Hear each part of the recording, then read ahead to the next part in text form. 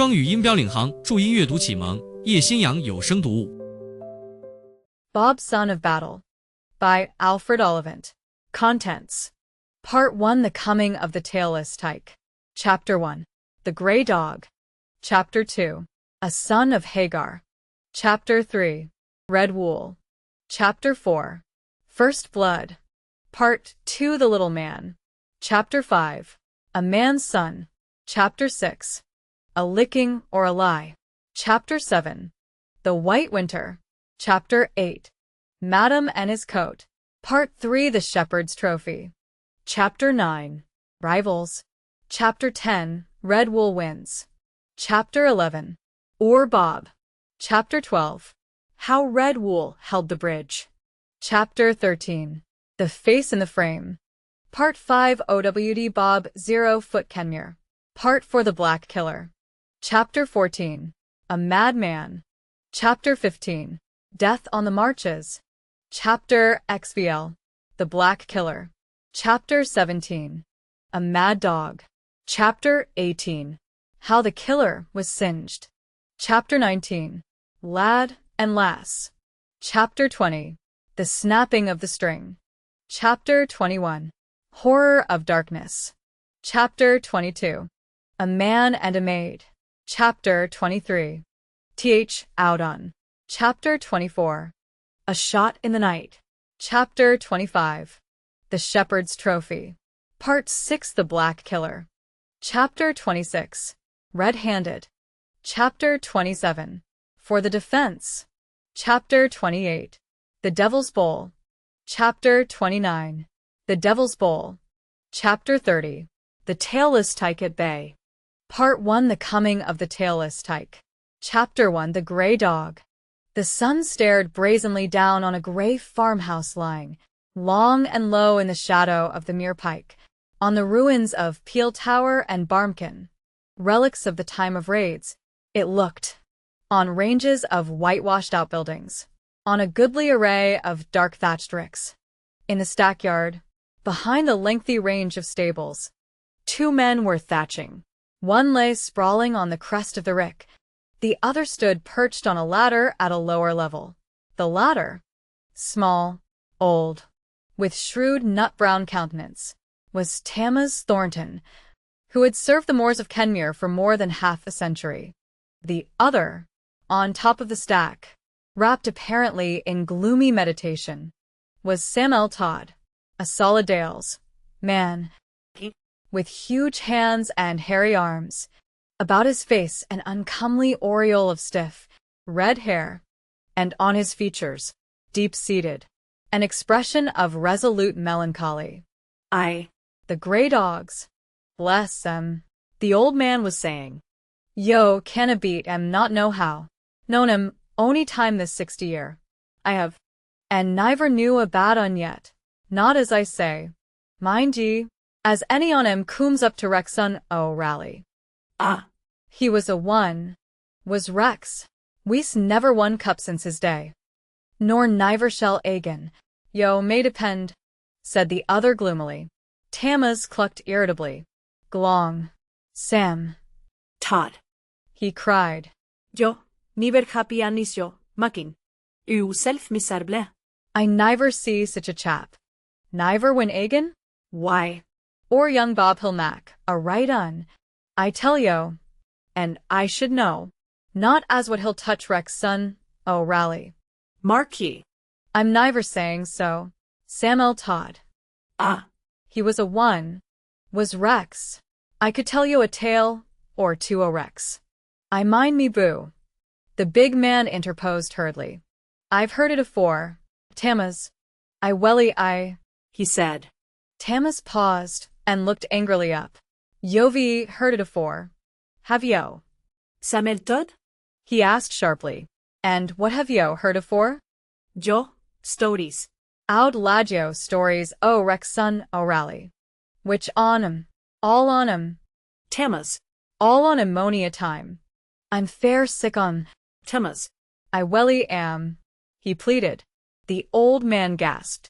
He brought down his mallet with a vicious smack. I'll niver tell yo a tale again. Samuel Todd. Not if yo was to go on yo bended knees for't. Nay, it bain't no manner o' use talkin', diver agen, says I. E niver asked yo, declared honest Semel. Nor it would na ha been no manner o' use if yo had, said the other viciously. I'll niver tell yo a tale agen, if I was to live to be 100. You'll not live to be 100. Tammas Thornton, nor near it, said Sam'el brutally. I'll live as long as some, I warrant. The old man replied with spirit. I'll live to see cut back I Kenmure. As I said afore. If yo do, the other declared with emphasis. Sam'el Todd niver spake a true word. Nay, nay, lad. Yori out. Yori. Wombly, your time's near run, or I'm the more mistook. For Mussie's sake hold yo tongue, Sam'el Todd. It's clack-clack all day. The old man broke off suddenly, and buckled to his work with suspicious vigor. Mak, achoyo, bin borkin. Lad, he whispered, here's Master and or Bob. As he spoke, a tall-gaitered man with weather-beaten face, strong, lean, austere, and the blue-gray eyes of the hill country, came striding into the yard, and trotting soberly at his heels, with the gravest, saddest eyes ever you saw, a sheepdog puppy, a rare dark gray he was, his long coat, dashed here and there with lighter touches, like a stormy sea moonlit.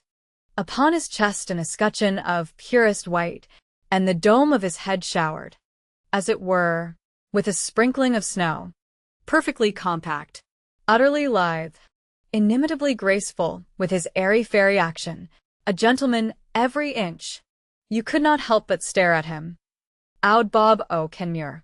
At the foot of the ladder the two stopped, and the young dog, placing his forepaws on a lower rung, looked up, slowly waving his silvery brush. A proper grey dog, mused Tammas, gazing down into the dark face beneath him. Small, yet big, light to get about on. Backs, oh, his sheep, yet not too light. Why, a coat hard atop to keep oot Dayland weather, soft as sealskin beneath. And why, them sorrowful eyes on him as niver goes, but why, a good un. Amazed he minds me o'. Rick sono, rally. Oh, dear. Oh, dear. Groaned Sam'el. But the old man heard him not. Did Henry Fairweather tell yo who he acted this morning, master? He inquired, addressing the man at the foot of the ladder. Nay, said the other, his stern eyes lighting. Why? 'Twas this way. It seems, Tammas continued. Young bull gets Isiaf loose. Some gate and marches oot into yard. Oir turnis miu caiu.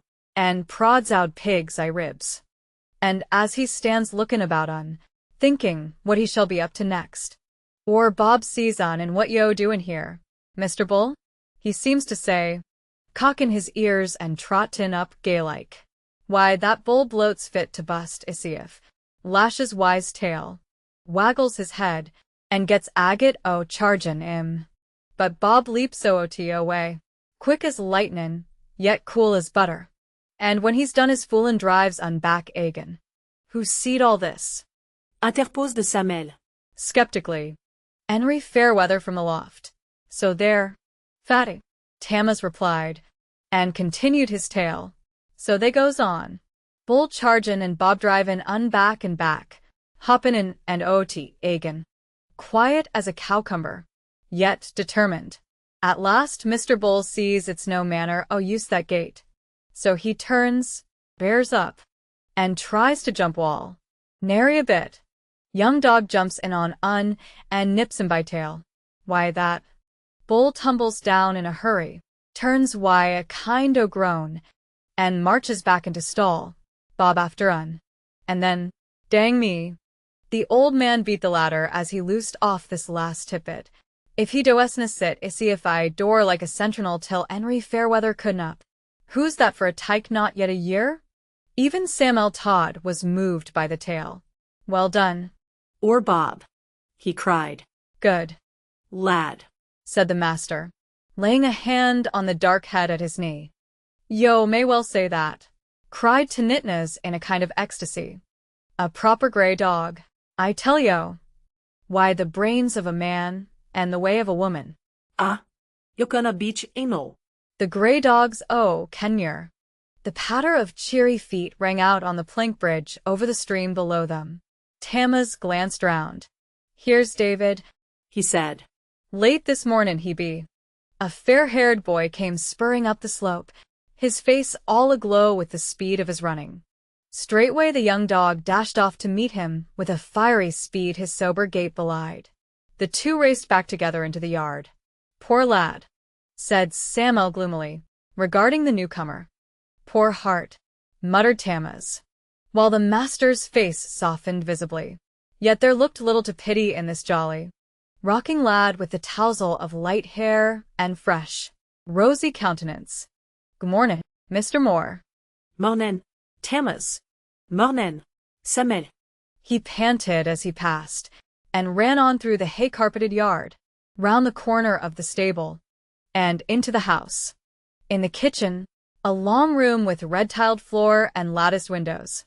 A woman, white-aproned and frail-faced, was bustling about her morning business. To her skirts clung a sturdy, bare-legged boy, while at the oak table in the center of the room a girl with brown eyes and straggling hair was seated before a basin of bread and milk. So, Yovi cum at last, David, the woman cried, as the boy entered, and, bending, greeted him with a tender, motherly salutation, which he returned as affectionately. I welly thout yo'd forgot us this mornin'. No sit you doon beside or Maggie. And soon he, too, was engaged in a task twin to the girls. The two children munched away in silence, the little bare-legged boy watching them, the while, critically, irritated by this prolonged stare. David at length turned on him. Wheel, little Andrew, he said, speaking in that paternal fashion in which one small boy loves to address another. Wheel, my little lad. Yoam cum in along gravely. He leant back in his chair the better to criticize his subject. But Andrew, like all the Moors, slow of speech, preserved a stolid silence, sucking a chubby thumb, and regarding his patron a thought cynically. David resented the expression on the boy's countenance, and half rose to his feet. Yo, put another face on yo. Andrew Moore, he cried threateningly, or I'll put it for yo. Maggie, however, interposed opportunely. Did yo feyther beat yo last night? She inquired in a low voice, and there was a shade of anxiety in the soft brown eyes. Nay, the boy answered. He was going to, but he never did. Drunk, he added in explanation. What was he going to beat yo for? David? Asked Mrs. Moore. What for? Why? For the fun to see me squiggle, the boy replied, and laughed bitterly. Yo, shouldn't speak so your dad. David reproved the other as severely as was in her nature. Dad. A fine dad. I'd dad him. And I'd the chance, the boy muttered beneath his breath. Then, to turn the conversation, us should he startin'. Maggie, he said, and going to the door. Bob. Owd Bob. Lad. Art cumin along? He called. The gray dog came springing up like an antelope, and the three started off for school together. Mrs. Moore stood in the doorway, holding Andrew by the hand, and watched the departing trio. 'Tis a pretty pair, master. Surely, she said softly to her husband, who came up at the moment. He'll be a fine lad if his feyther'll let him, the tall man answered. 'Tis a shame Mr. Madam should lead him such a life. The woman continued indignantly. She laid a hand on her husband's arm, and looked up at him coaxingly. Could yo not say summat to un, master? Think ye? Happen he'd tend to you, she pleaded.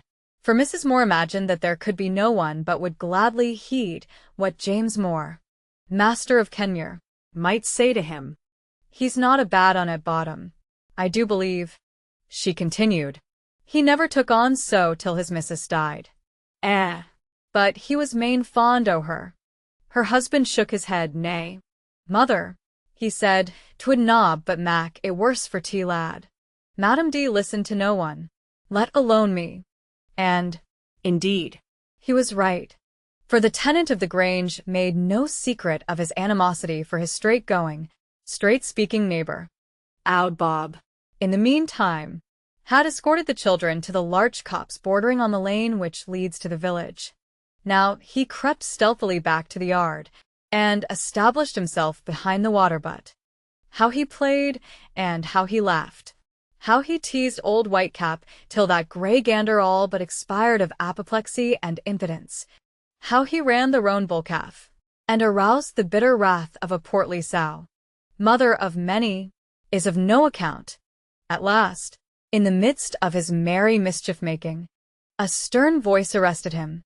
Bob, Lad, I see, 'tis time we lammed you yo letters. So the business of life began for that dog of whom the simple farmer folk of the Dayland still love to talk. Bob, Son of Battle, last of the grey dogs of Kenmure.